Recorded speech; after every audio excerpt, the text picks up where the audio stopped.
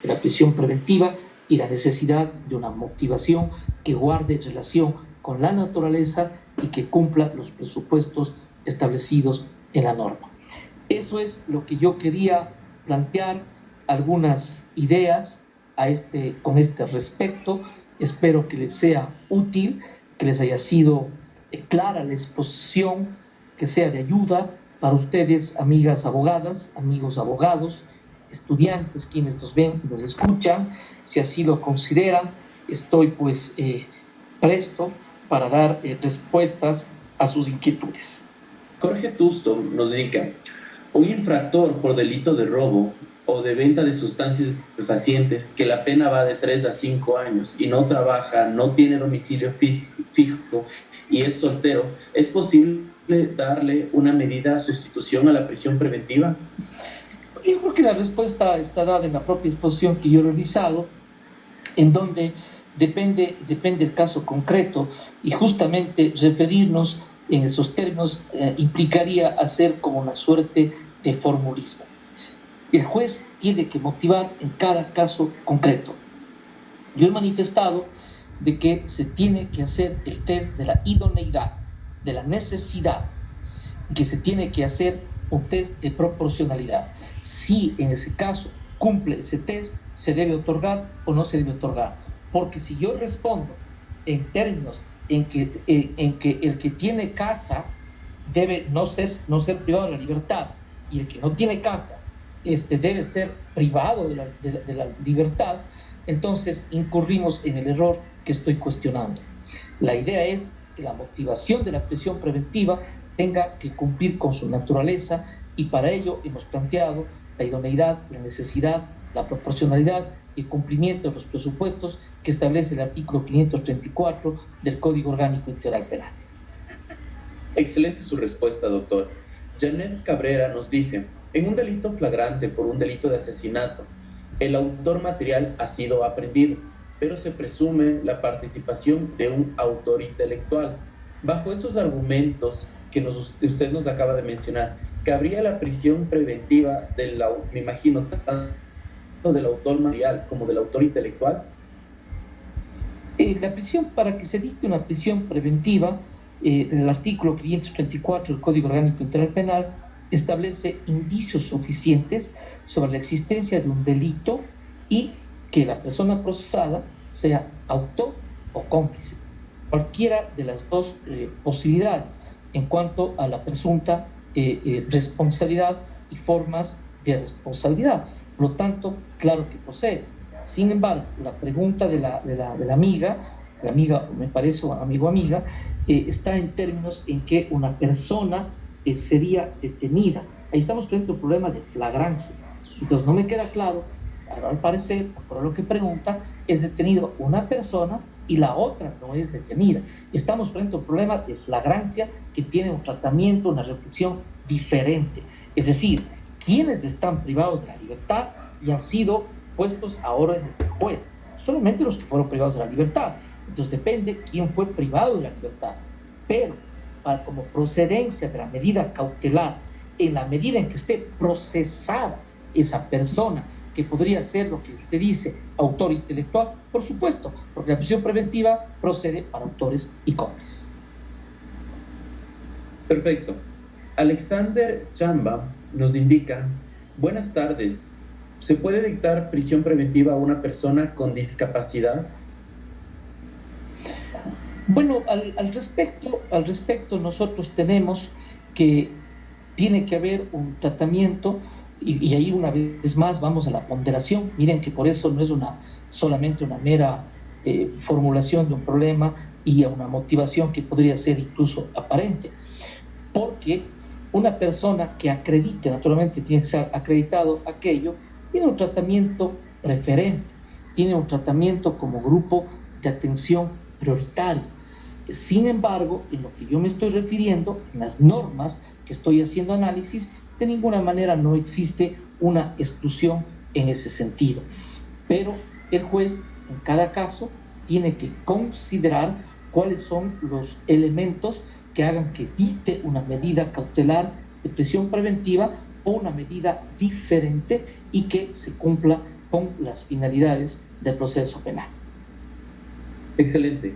Walter Herrera nos dice, ¿a quién corresponde el demostrar el arraigo en la audiencia de formulación de cargos? ¿A la Fiscalía o a la defensa del procesado? Le corresponde a quien solicita la medida cautelar, en este caso la Fiscalía. Recordemos, sin embargo, que existen ciertos principios que se deben considerar dentro del derecho en general, procesal en general, y dentro del derecho procesal penal o el proceso penal en particular. Se suele decir, quien alega un hecho tiene que probarlo. De manera que si la Fiscalía es a la que corresponde solicitar la prisión preventiva, es la Fiscalía la que tiene que fundamentar.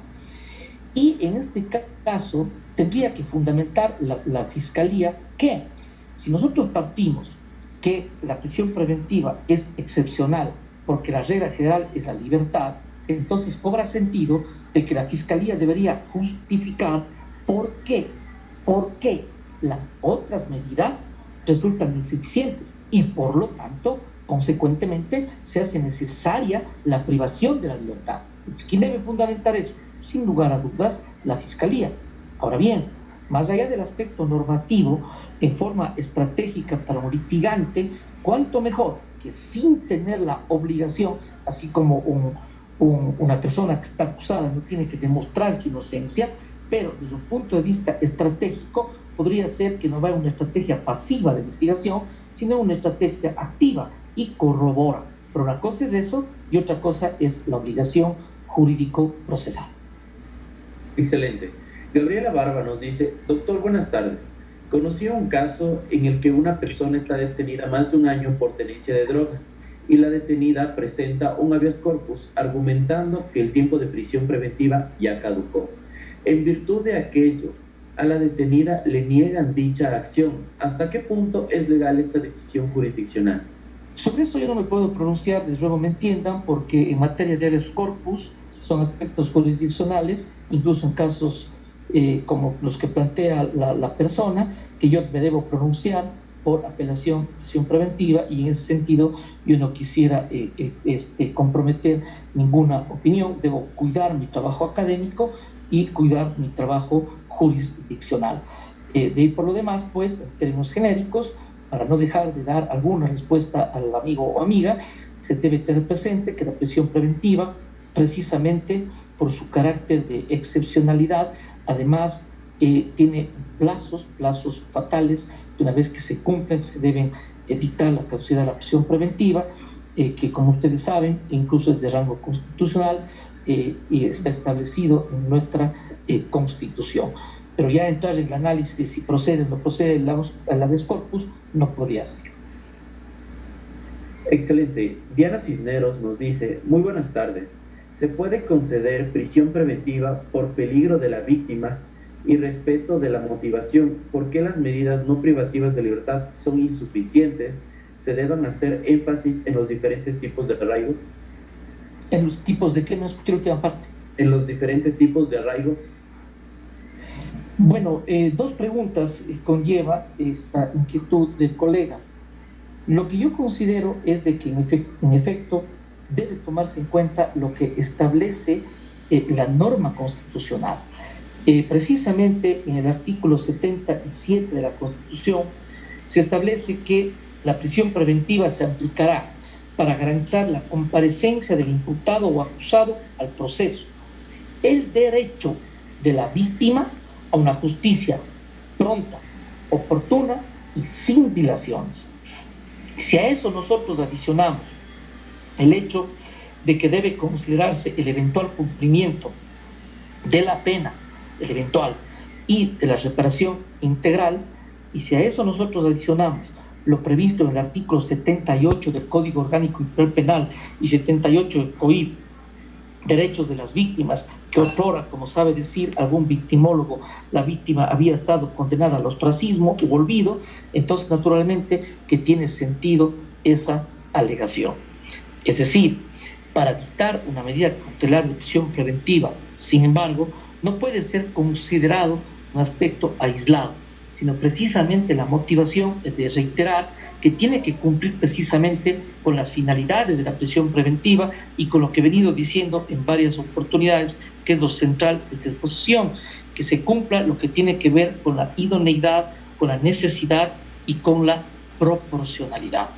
Por lo tanto, asimismo, el tema del arraigo, que es mencionado por el compañero o compañera, pues no se puede considerar de manera aislada.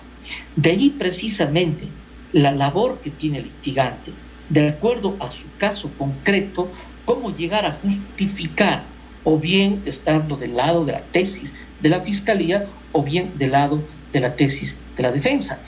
Pero también justificar del lado de la defensa, porque muchas veces la defensa puede incurrir en un error de un discurso sumamente conceptual, genérico, demasiado abierto, de simplemente decir la prisión preventiva es excepcional.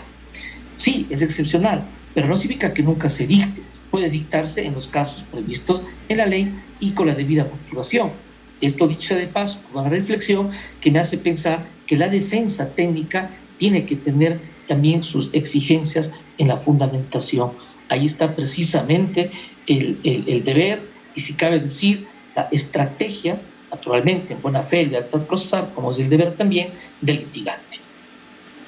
Excelente.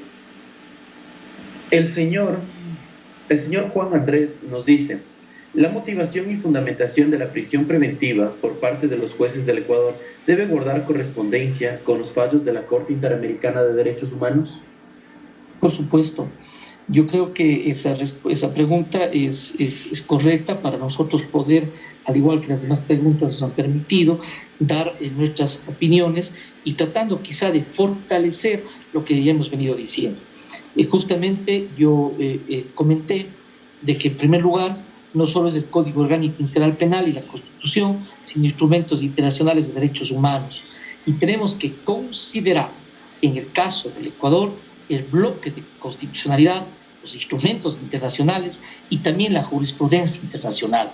Y precisamente la jurisprudencia internacional ha dejado como claros los conceptos de la excepcionalidad, de la naturaleza de la prisión preventiva y la necesidad de dictarlo de manera motivada, entendiendo las finalidades que persigue la prisión preventiva dentro de un proceso penal.